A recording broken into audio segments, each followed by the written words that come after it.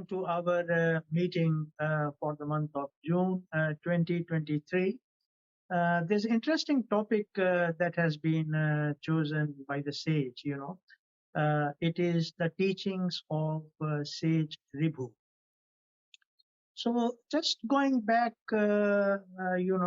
historically, sage Ribhu is one of the sages during the Upanishadic times. In some of these Upanishads, his name actually has been mentioned. So it's quite interesting to know that there are not many, like Shankaracharya's Guru, Gaudpad, Yog Vashisht, Ramana Maharishi, Sage Ribhu. There is a few actually who have, in its totality, touched upon what we call as the reality consciousness. And Sage Ribhu was one of them. So he had actually written 2,500 verses on, the changeless reality consciousness. And you see, the credit goes to Sage Ramana because the Tamil version of, his book, The Song of Ribhu, was actually brought to him. And then he had requested one of his students, that as a part of their own spiritual journey, to translate that from Tamil to English. So that is how we have this book, The Song of Ribhu. We have those 2,500 verses. And interestingly, Ramana Maharishi had also, condensed or taken out about 115 verses, which we call as Ribhu Sar. A copy of that PDF is available on our website if anyone is actually interested. So they are some of the key verses that Ramana Maharishi actually took out. So what is the key teaching? What is it you see when we look at these verses, the Song of Ribhu? What is it that Sage Ribhu is actually trying to communicate? Basically, you see, as you run through, he says that, believe me, this is the ultimate truth, that everything that you perceive, everything that is sentient, is the undivided Brahman, and I am that Brahman. So just translating it in literal, simple English, basically what he's saying is that all these images that actually we perceive, anything which is perceivable or what we look at in the world of space and time is nothing but just images, right? So he says that every image is none other than the reality itself, right? And then he says, I am that reality. So quite interesting actually what his teaching is. You see, if it were to be actually realized that whatever image you interact with does not matter in what form that image actually appears, if that image is the reality, then basically we are always actually in that state of self-absorption or what we call it self-avoidance. So this is not something that they are simply just communicating, but this is actually the ultimate truth. And in my own spiritual journey, as had been communicated by the Rishi Master Byansa Duno, in a very simplified way, when you look at it, you see this view actually appears in front of us. Now, the thing is this, that the view which is appearing in front of us is at all levels. It's at the physical level, it's at the level of feelings, it's at the level of thoughts, it's at the level of intuition, it is at the level of the spirit, right? So, just this view in front of us, it encompasses everything. There is nothing which is not there in this view in one form or the other. If you think of the Trinity, then basically the Trinity is there in your view. If you think about that state which is beyond space and time, then that is also there within the view. So you got to look at one thing, that the only source for the view to be there is basically consciousness. Because you see, we are conscious of the view, that itself is the proof that, you see, the only material available for the view to be there is none other than consciousness. Right? Now, every image is rising and falling in this view. So every image that is actually rising and falling in the view is none other than consciousness itself in its wondrous nature of space, time, and images, or in very simple words, in its wondrous nature of changing reality, rising and falling as these images. So, this is the empirical proof of what you see uh, uh, Sage Ribhu has been teaching throughout the 2500 verses, and what Sage Ramana has also said, that his direct experience, which cannot be expressed, is that all is the self, all is the same reality. So, this briefly, in essence, is the teaching of Sage Ribhu. And you see, other people have actually commented upon this, and some of the comments come from the circles of Rudolf Steiner as well, and some comments come from when evolution is spoken about from the Hindu or from the Indian perspective. So basically, they say that you see that these rishis, like Sage Ribhu, were so advanced, right, in their spiritual development, and they were right in touch with that very hierarchy or the reality or consciousness itself, or in that plane of consciousness, that what they had foretold thousands of years before, this is roughly going back about 5,000 years from now, that what they had actually communicated will be realized by humanity, and humanity will actually live as per, what they have taught, but that will take quite some time in our evolution, you see. And that's what we are heading towards, the sixth root race, as our senses continue to develop. Then the truth that they have actually expounded and brought forward, that will actually be a living experience. Basically, you see, this is the essence or the core teachings of Sage Ribhu, uh, also directly experienced and expounded by Sage Ramana. Like, for example, one of the verses which comes to my mind is that Sage Ribhu had said that this is my creation, created by me and seen by me in the light of my awareness. So basically, my creation means that this is the creation of consciousness itself, created by consciousness, not only created by consciousness, but consciousness itself has become this creation, and seen by me in the light of my awareness, which actually, as we are actually talking, you actually see this creation, you see, in the light of our consciousness, as we are doing even now. So basically, again, just summarizing, what Sage Ribhu is saying is that we should live in the light of consciousness self, realizing that all is actually consciousness self, whether it is appearing as changing reality, as images, or it is the changeless reality as consciousness, which is very, very obvious. You see, consciousness is very silent, and consciousness is directly present, and it's even present now, because without the presence of consciousness, we cannot be having actually this satsang. But the greatest wonder is that all this is none other than consciousness itself, disguised or appearing as this world of images, as the world of this space and time.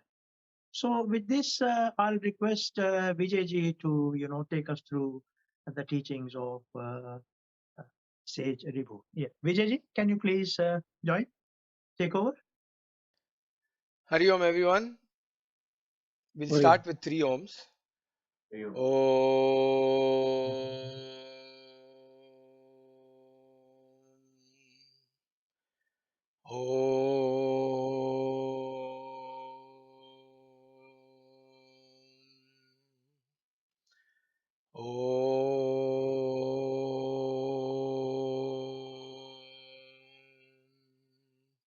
सहना भवतु सहनौ भुनक्तु सह वीर्यं करवावहै तेजस्विनावधीतमस्तु मा विद्विषावहै ॐ शान्ति शान्ति शान्तिः.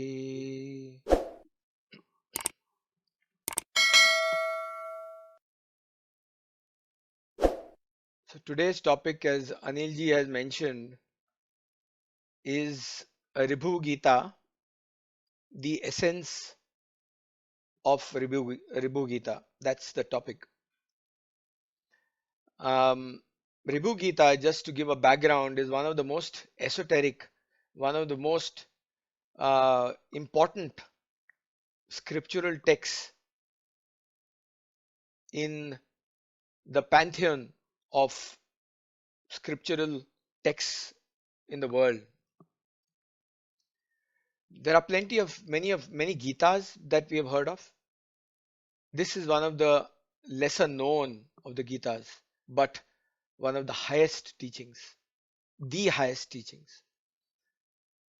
Everyone is aware of Bhagavad Gita, but there are many other Gitas too.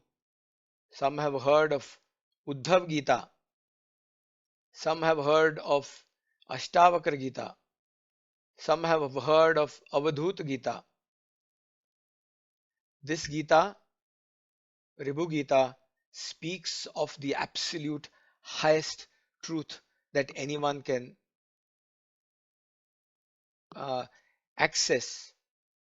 But before we commence, a short note that please kindly everyone pay keen attention not to the listener but to what is being heard, and that hearing has to go deep within one's the subconscious, because that from there would the reality arise which will pull one inwards to help in the process. Because until such time that the body mind intellect conceives of itself as the limited, one cannot be able to abide in that reality. So to give a background of the essence of the Ribhu Gita, there's a short story that goes that this is essentially the teachings that were narrated or given as teachings by Shiva to his disciple, who was an ardent disciple called Ribhu. And later on, this ardent disciple Ribhu came to be known as Sage Ribhu. And that's how it became known as Ribhu Gita, when he transmitted those teachings to his not so ardent disciple Nidaga. So when he explained the teachings to Nidaga, the teachings being so esoteric, so intense, and so crisp, because these teachings are crisp, short aphorisms, talking, speaking, and indicating and pointing to that absolute highest truth. It doesn't talk about anything else but that absolute truth. And that is why it is not story like, it is not no jokes in the middle.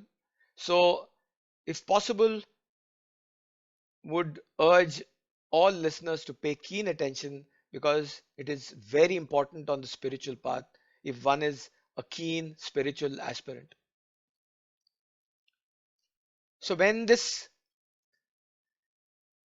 these teachings were narrated or transmitted by sage Ribhu to his disciple Nidaga, Nidaga was not able to grasp it too well.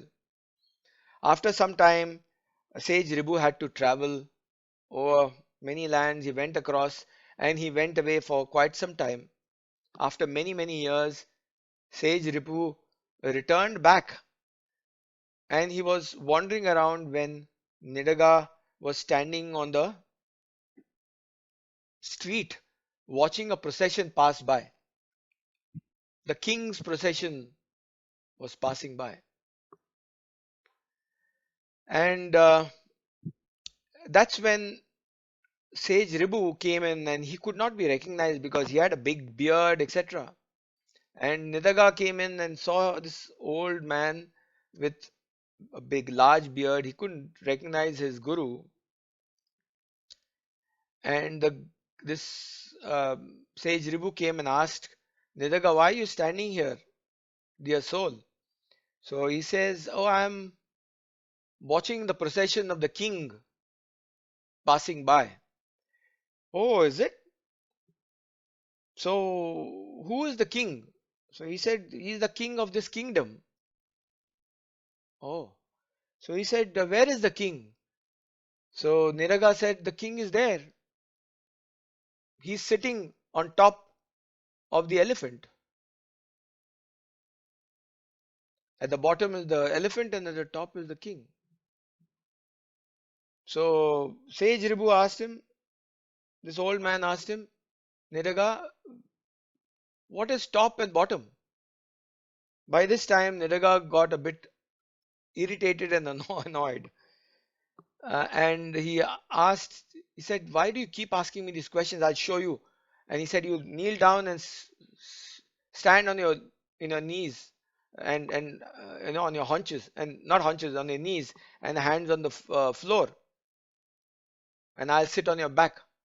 So Sage Ribhu did that, and Niraga sat on top of him, and he said, this is who I am, sitting on top, and you are at the bottom.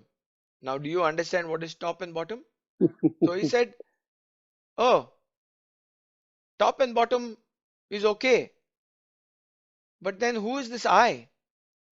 You keep saying I am sitting on top, and then I said I have seen the king. What is this I we keep talking about? How many eyes are there? As soon as he said that, it hit home, and Nidaga realized this is none other than his Gurudev, Sage Ribhu, and he knelt down at his feet in complete prostration, begging forgiveness for what he had done and his arrogance. And he then went on to learn the teachings, the esoteric teachings of Ribhu, Ribhu Gita. That's when it started soaking in. And that is the brief story about this. Now we will get into the actual teachings. So the essence of the Ribhu Gita is these teachings, these verses, they constitute the teachings of essentially Shiva to Ribhu, who then is called Sage Ribhu later on, and then who in turn transmits these teachings to his disciple Nidaga. This treatise goes on by the name of, as we said, Ribhu Gita, but there is this book that Ramana Ashram has published, which is called The Essence of Ribhu Gita. Having said that, Maharshi, Sage Ramana, Bhagwan Ramana was very fond of this book because it transmitted the absolute key essence of the truth. If truth can be expressed in words or pointed out, this was the highest truth that was expressed in words. So, what Bhagwan Raman Maharshi did was condense all these into a short, as Anilji said, condense them down to a certain amount, 100 odd aphorisms. But from among those, he extracted 6 verses, and he selected 6 of those verses from chapter 26, because he was very keen on chapter 26, which gave the absolute essence. So we will start off initially with the central teaching of the Ribhu Gita with these 6 verses selected by Ramana Maharshi, Bhagwan Ramana Maharshi, sage Ramana. So the first one is the concept I am the body is the sentient inner organ, which is the mind. It is also the elusive bondage to identification with birth and death. It is the source of all groundless fears. If there is no trace of it at all, everything will be found to be Brahman, the reality of the supreme absolute being. This is verse 26, verse 27, chapter 26, verse 17. So this actually gives you the concept of the source of the concept I am the body, which is come through the mind.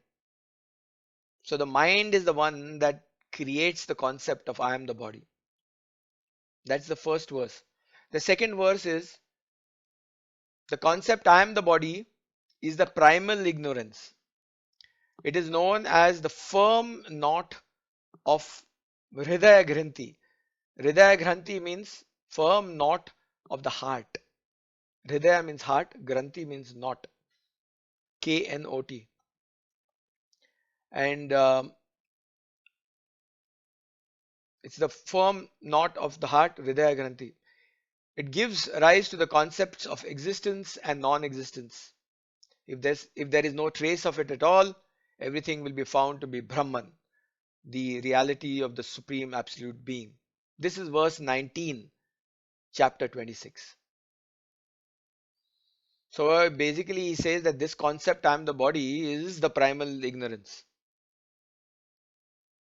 So in the first one he says that the source of this I am the body is the mind, and the concept of I am the body is basically the primal ignorance. So the mind creates this I am this body, and then it basically that essentially is the primal ignorance.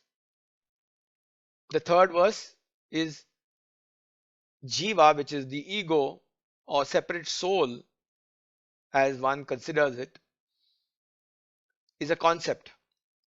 God, the world, the mind, desires, actions, sorrow, and all other things are all concepts. This is chapter 26, verse 25. So, the concept of the I, of the jiva, the ego, as a separate soul is essentially the ego. So, the I itself is the ego, which is an accumulation of thoughts in the mind.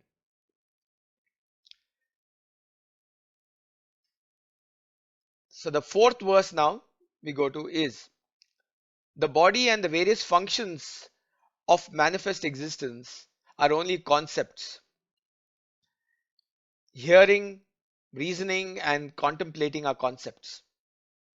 Self-inquiry into the ultimate nature of one's own existence is also a concept. All other things are also concepts. Concepts give rise to the world, the jivas, separate souls, and God. There is nothing whatsoever except concepts. Everything is in truth Brahman, the reality of the supreme absolute being. This is chapter 26, verse 30. 30. So, what this verse encapsulates is that the ego includes everything, which is the concept of the I am the body and the various functions of the entire manifested existence. The fifth verse is the mind is unreal. It is like a magic show. It is absolutely non-existent. Since there is no mind, there are no concepts, no guru, no disciple, No world, no jiva, separate soul. All concepts are really Brahman, the reality of the supreme absolute being. This is chapter 26, verse 36.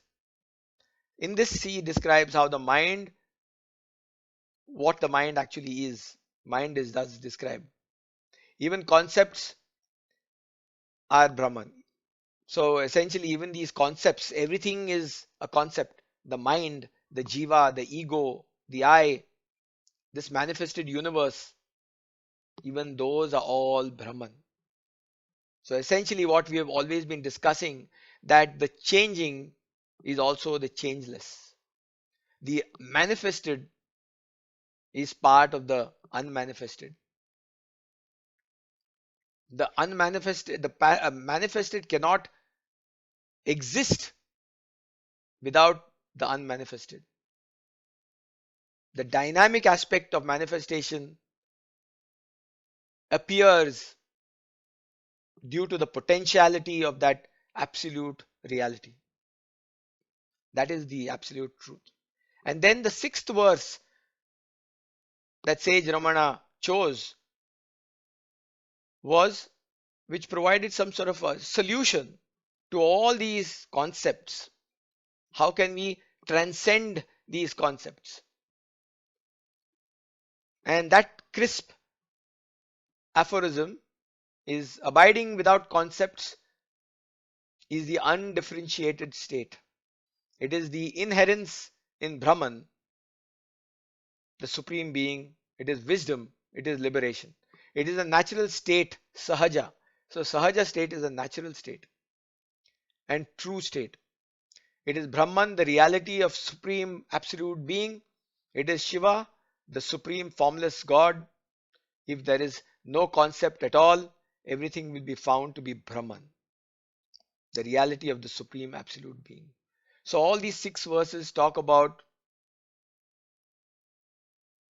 getting, dissolving concepts, because all this that is seen is only and only concepts.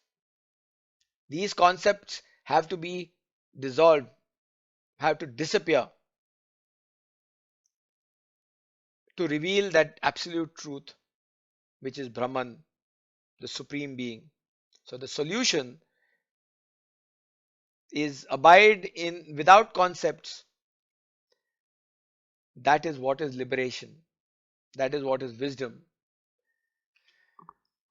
That is what is Satchit Ananda, absolute existence, absolute consciousness, and absolute bliss.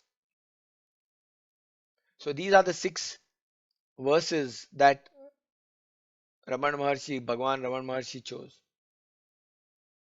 Now we go to the other important verses that were chosen by Bhagwan Raman Maharshi.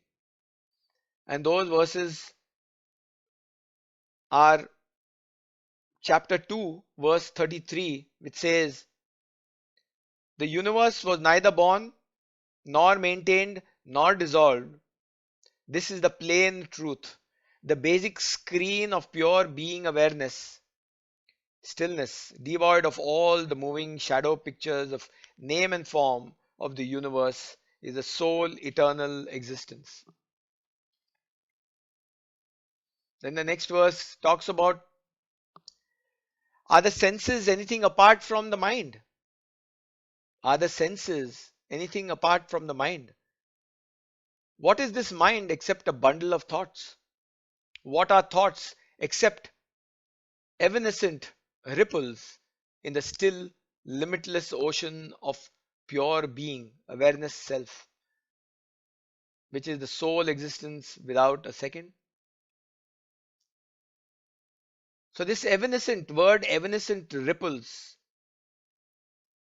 when he talks about evanescent ripples on the still, limitless ocean of pure being, the reference is to this manifested existence, which forms evanescent ripples on the still, limitless ocean of pure being awareness, pure awareness.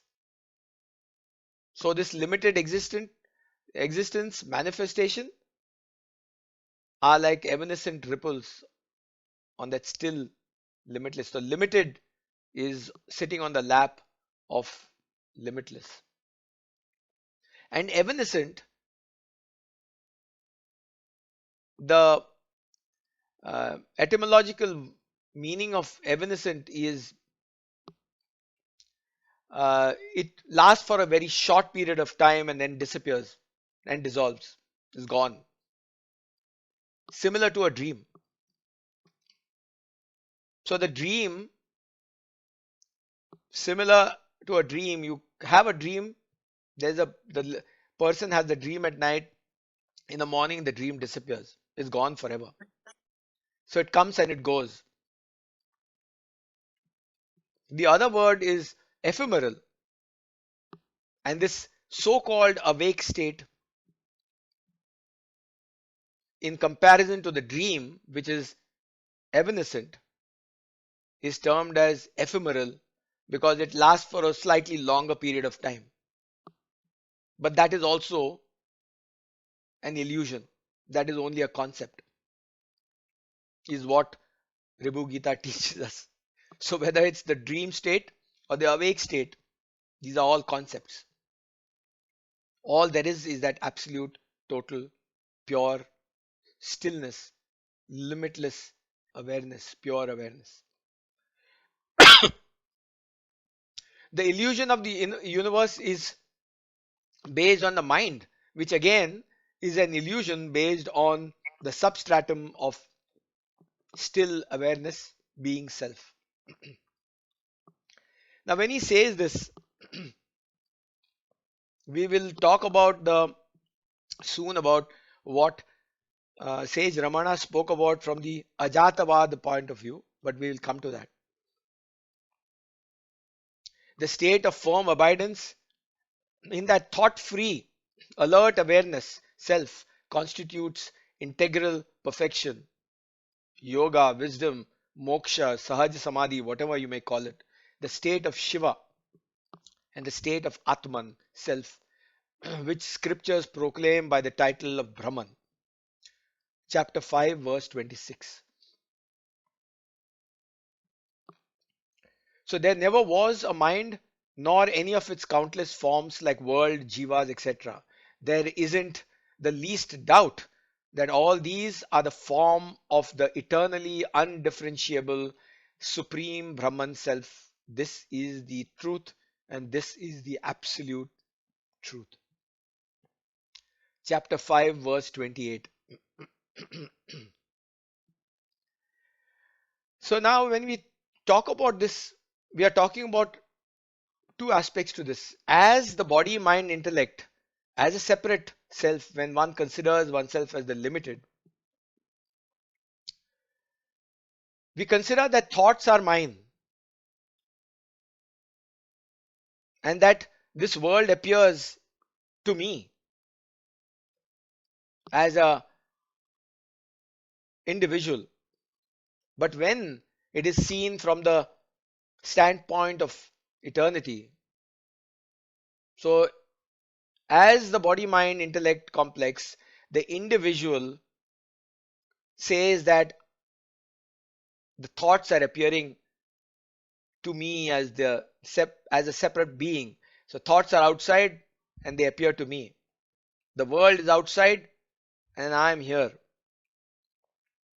So that is the limited aspect of it, because the I is seeing it as the world. But when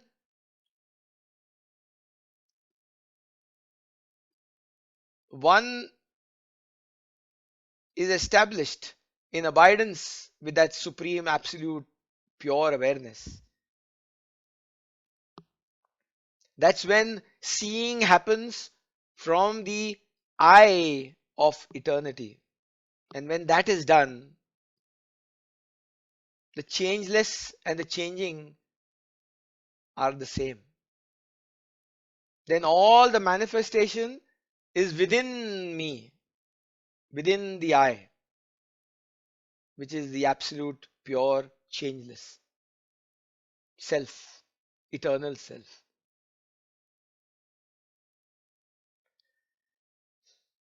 So then the next topic that Sage Ramana had actually picked up is Sat Chit Ananda self, Shiva and his worship. On the eternal and infinite screen of Satchidananda, self Shiva, by his own power, Shakti is projected as the moving shadow picture of the universe in manifestation, and into that again it is absorbed in dissolution. This is a concept which is talking about the changeless, which is the potential changeless absolute aspect of reality, pure self, pure awareness, as against the Shakti aspect, which is the dynamic aspect, the manifested aspect, the changing aspect of the changeless. The changeless cannot express itself without the changing, the manifested existence. And the changing manifested aspect cannot exist without the changeless. It's only because of the changeless that the changing even exists. So, on the substratum of the changeless, the changing appears as an ephemeral existence to be absorbed in dissolution. And this is something that, and then that same verse talks about all shadow pictures removed. What remains, all shadow pictures removed, what remains is pure awareness, the spotlessly effulgent screen. Thus, Shiva reveals himself spontaneously as the sole eternal Satchidananda self, the very essence of the nature of the worshipper. Chapter 7, verse 35. Now, this is the concept where we talk about Ajatavada. Sage will briefly talk about Ajatavad, which Sage Ramana had spoken about. So, we have different kinds of disciples and aspirants on the spiritual path who are aspiring for the knowledge of the absolute truth. When the mind is fully occupied with this world, and when the individual is absorbed in the world, many of most of the aspirants view the world from a Shrishti Drishtivad. Shrishti Drishtivad means that Shrishti means creation and Drishti means sight. So they say that initially creation was created by a creator over a certain period of time. That is, can be argued, various texts and various scriptures talk about, create happened in so many days and that many days, but the creation was formed by a creator. And then the sight, the seeing happened of the world. That is when the mind is absorbed in the world and it's always seen as me and the other. When the aspirant grows on the spiritual path, gets into the very essence of the spirit in spirituality, comes up and then is viewed from the perspective, the concept then arises of Drishti Shrishtivad. It flips from Shrishti Drishtivad, it becomes Drishti Shrishtivad, which is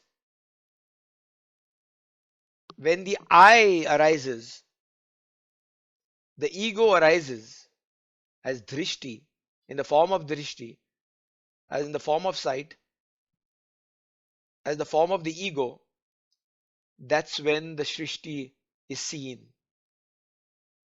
When the eye is there, the world appears. That is the second concept. And when that concept is there, what happens is a keen spiritual aspirant, Sage Ramana, is to help the students, aspirants, and tell them that one should try and see this as an illusion, this manifestation, this world as an illusion. Only then can one grow out of that.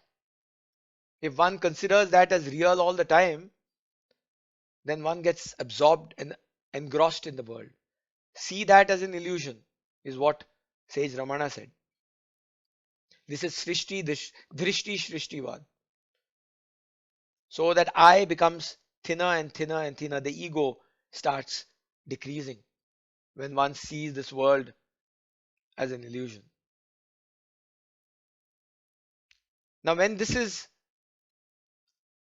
seen as such, then the next is when the aspirant grows on the path, then Sage Ramana talks about Ajatavad. Ajatavad is that concept, once again, the concept of non-causality. He says that there never was a creation. There was no creation. He does not say that the world, this manifestation does not exist. He says there was no creator. It was an uncaused appearance in the self. So this world, this existence, is an uncaused appearance in that totality of consciousness in the self. And this is the theory of Ajatavad. So this is exactly what sage Ribhu says in the Ribhu Gita, where he says that all these concepts are only concepts, but even within the concept, even the concept itself is the absolute truth, self itself. Ajatavad also says the same thing, that there never was a creator, but this creation is only an appearance, an ephemeral appearance, an illusory appearance on the fulcrum, on the crucible of the totality of consciousness.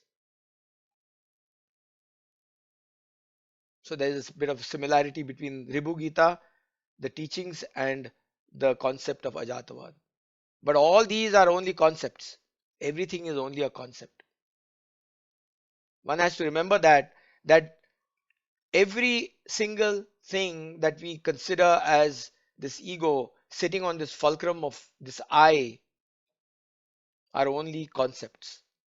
When one abides in that totality of consciousness, and when one transcends all these concepts, as in when one dissolves the ego vanishes, disappears without a trace. One does not attain anything, but truth is only revealed.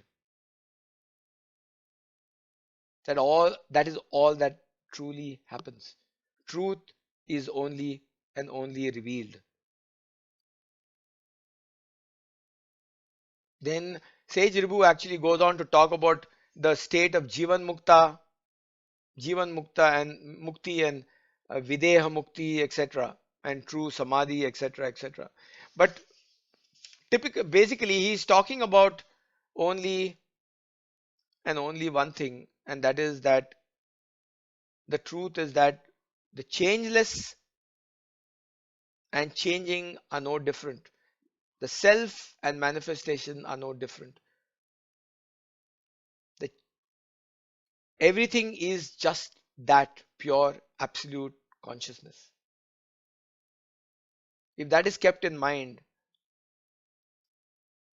that mind dissolves. And this, based on this, even self-realization, self-inquiry, Sage Ribhu says, even self-inquiry is only a concept. And why? Because self-inquiry is also the use of the mind. That's the only instrument that the individual has, which is the concept of the I.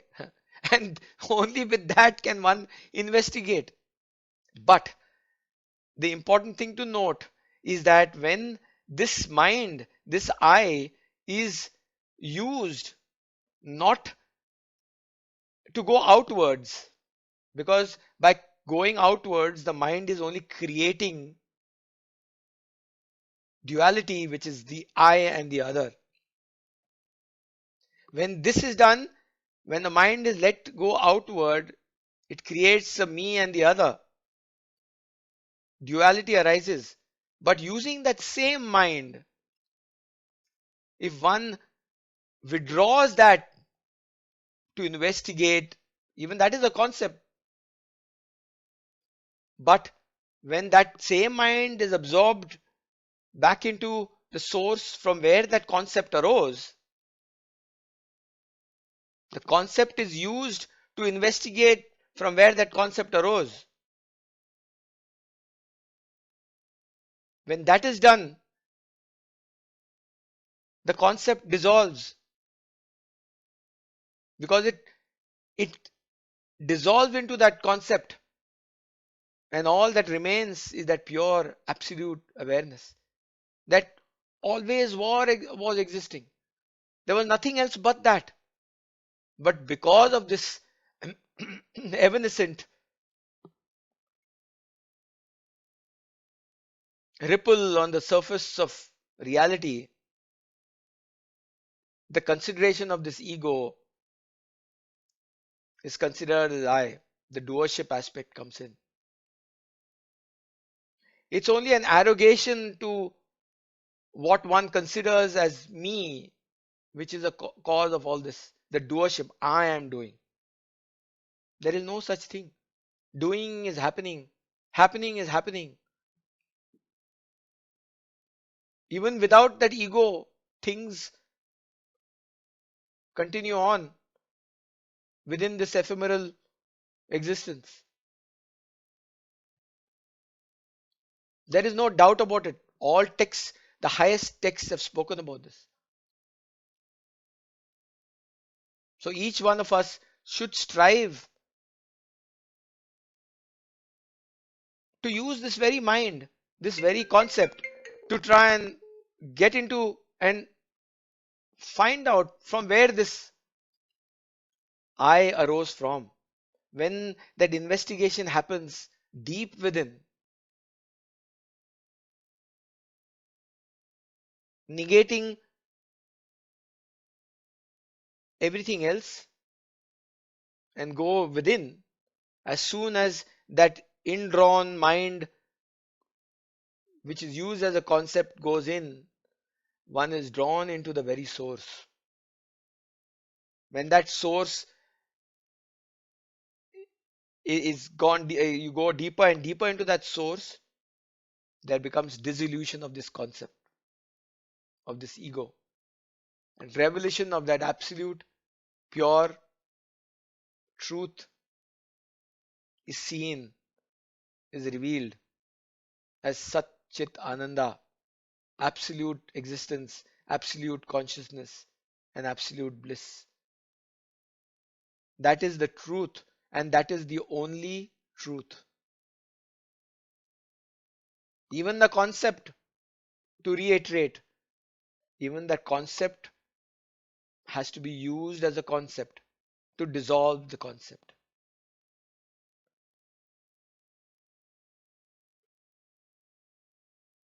That is the fundamental teachings of Sage Ribhu, the essence, the crux, the quintessence of the teachings of Ribhu Gita. If one uses this earnestly, intensely, with absolute patience, perseverance, and the desire to be desireless, to dissolve concepts. There will be no, the intensity will, the entire purity of consciousness will work towards pulling oneself within to reveal that absolute truth. There is no doubt about that. The tuning to the frequency of pure awareness happens because of intensity of wanting to abide in that. And truth is what is termed as grace, is what is called grace is always there. They say grace is always existing, which there's also a concept, but grace is ever existing. Grace can be spoken about only when there is a concept of the individual. But within that, grace exists, ever existing. But that grace is all present even right now. But when the tuning to that frequency of grace is done, immediately revelation happens. Let us all work towards this very teaching, because that is what true, absolute, pure, undifferentiated, eternal happiness is all about. Eternal love, as some express it. These are only words, all concepts. So let us all work towards going beyond concepts and dissolving concepts in the revelation of truth. Om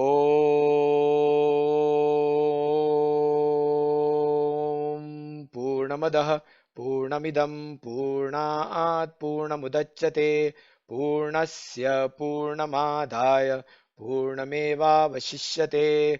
Om Shanti Shanti Shanti.